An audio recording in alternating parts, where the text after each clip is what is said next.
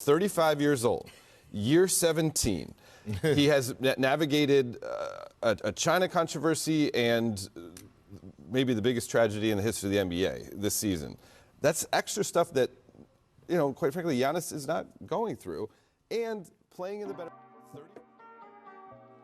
So that right there was Dave McMenamin trying to make his weak LeBron 2020 MVP case, and the three things he included was the China controversy, which has no bearing on MVP at all, Kobe's death, which was actually started by Rachel Nichols, the host of that show, which absolutely has no bearing on the MVP, and it's just straight up disrespectful to even bring that up. And the third one being LeBron's age, being 35 years old.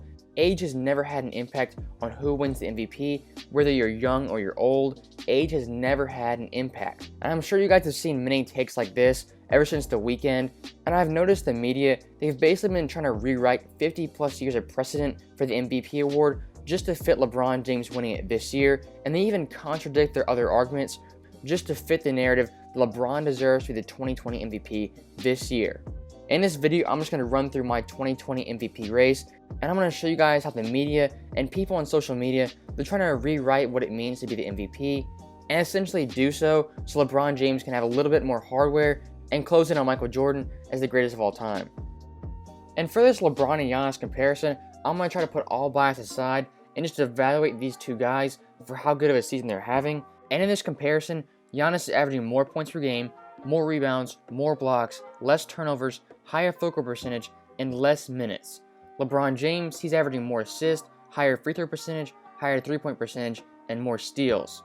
So just off basic numbers, I'm pretty sure you guys would agree, Giannis has the better overall numbers in 4 less minutes played. And if you're into advanced stats, Giannis absolutely blows LeBron out of the water. Giannis has a higher PER, a higher VORP, a higher blocks plus minus, higher offensive blocks plus minus, higher true shooting percentage, higher effective field goal percentage, more defensive win shares, more win shares, and a higher defensive rating.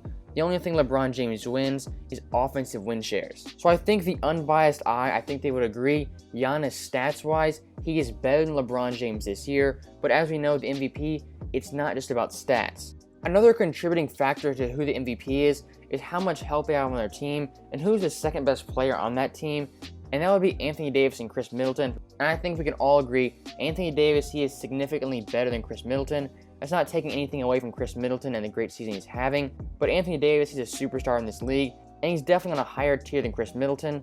And one thing I will defend LeBron James on is the Anthony Davis and LeBron comparison. People are trying to say Anthony Davis, he's the best player on the Lakers. LeBron James, in my mind, he's still the number one guy, the alpha of that team, the leader, and he is the best player. So anyone trying to say Anthony Davis, he's the best player on the Lakers, I disagree with that. But that is kind of beside the point. I think Milwaukee and LA, their teams overall, I think they're very evenly matched. And this brings me to the next category, head-to-head matchups, which apparently mean everything after this past weekend. Anything that happened before that is basically meaningless. So looking at these head-to-head matchups, the first game in Milwaukee, Giannis, he would lead the Bucks to a 7-point win, putting up 34 points, 11 rebounds, 7 assists, including a career-high 5 3-pointers. LeBron James, he would have a triple-double with 21 points, 11 assists, and 12 rebounds, but he wouldn't have a good shooting night, only shooting 42% from the field.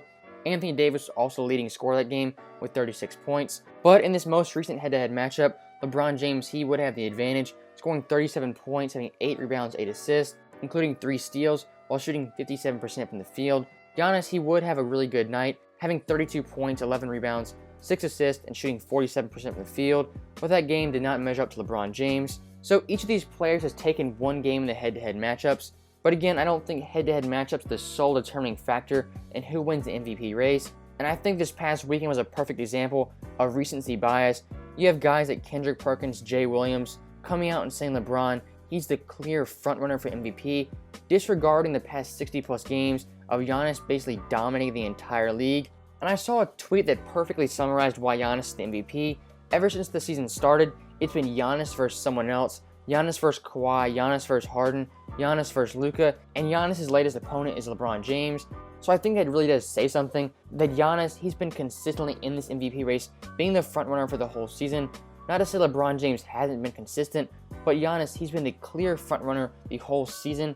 And I will agree, LeBron James, he has closed the gap in these past few games, but closing the gap as not being the clear frontrunner and seeing the media overreact and essentially crown LeBron James the MVP off 2 weekend games, that just did not sit right with me.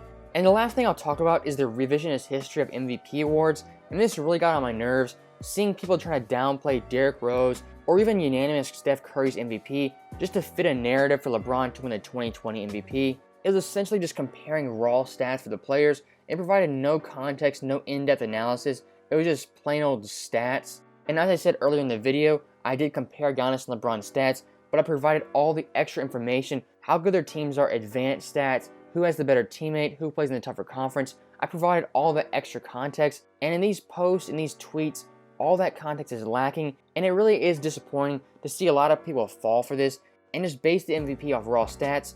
The 2 awards I do want to touch on are the 2011 Derrick Rose MVP. Once you take an in-depth look and actually understand what was going on in 2011, it really does make sense why Derrick Rose, why he was the MVP, and why he received 113 of the 121 first place votes.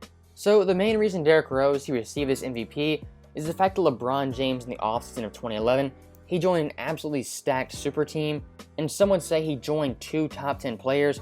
I would say he joined 2 top 15 players, Dwayne Wade being a top 5 player at the time, and Chris Bosh being a top 15 player. And some would argue that alone, that disqualifies you from being an MVP. I wouldn't say it definitively gets you out of the MVP race, but it definitely makes the case a lot more difficult, especially when Derrick Rose, he's on a team that was 41-41 the year previous, and he elevated them to a 62-20 team that finished first place in the Eastern Conference. And if you look at the projected win totals, the Bulls are only projected 46 wins, so they definitely overachieved this season, and that was in large part due to Derrick Rose, because his second best teammate on the Bulls, it was Carlos Boozer, who missed 30 plus games. Joakim Noah also missed 30 plus games, so this Bulls team was dealing with injuries. They had no other superstar besides Derrick Rose, and he led them to the first seed in the East over the overwhelming favorite Miami Heat. And just to provide you guys some historical context, LeBron James in this MVP race, he actually didn't even finish in second place. Dwight Howard actually finished in second place ahead of LeBron James.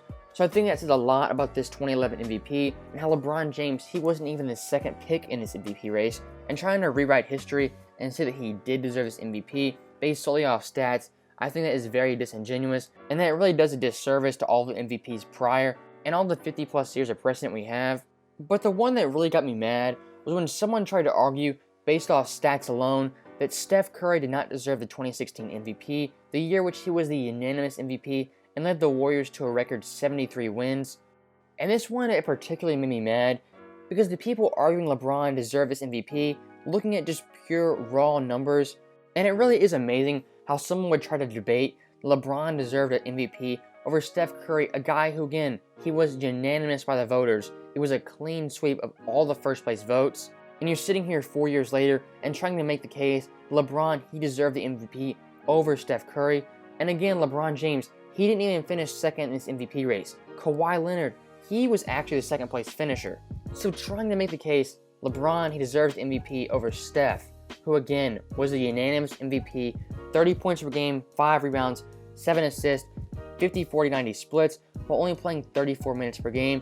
Trying to argue that player doesn't deserve the MVP, that is absolute blasphemy, and it was super disappointing to see a lot of people going along with this and essentially agreeing LeBron, he did deserve the MVP based off stats alone. And that's really all I have to talk about.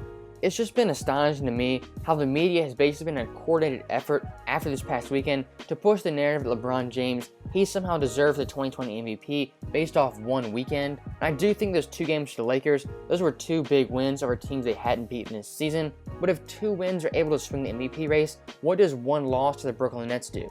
I want to see if the media keeps that same energy and if they're as enthusiastic about the Lakers losing as they were with the Lakers winning.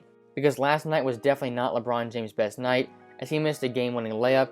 So that is the end of the video. I just wanted to make this video to get my thoughts about the 2020 MVP race and show you guys how the media, how they've basically been in a coordinated effort to push the LeBron James 2020 MVP narrative, when in all reality, LeBron James has had a great season, but he's not going to win MVP no matter how much the media pushes it, no matter how many narratives they spin, no matter how many precedents they break, or no matter how many times they contradict themselves. And I'm just going to end the video with this. I think everyone should evaluate the game of basketball for themselves. I think we know the media does have some definite bias, so I think you should try to form your own opinions. Don't listen to people on TV. You can watch those television shows, but just understand each of those people, they have an angle, and they have a job to generate ratings and generate debate. And that's all those shows really are. It's entertainment. It's not really basketball debate. And if you want to have actual basketball conversations and actual basketball debates, those shows are not necessarily the place to go. So just be advised, those shows on TV, they aren't really basketball debate shows. And if you do want to have an actual basketball conversation, let me know what you thought of the video in the comments. And if you like this basketball content, don't forget to like and subscribe. Thanks for watching the video. I make basketball videos at least once a week, sometimes twice. Thanks for watching. I'll see you guys next time. What do you see from LeBron here in this 17th season? Because there are people who say that he should be ahead in the MVP race just because of what he's doing, where he's doing it, and now, of course, with the burden, with everything that happened with that team and Kobe Bryant. I think LeBron,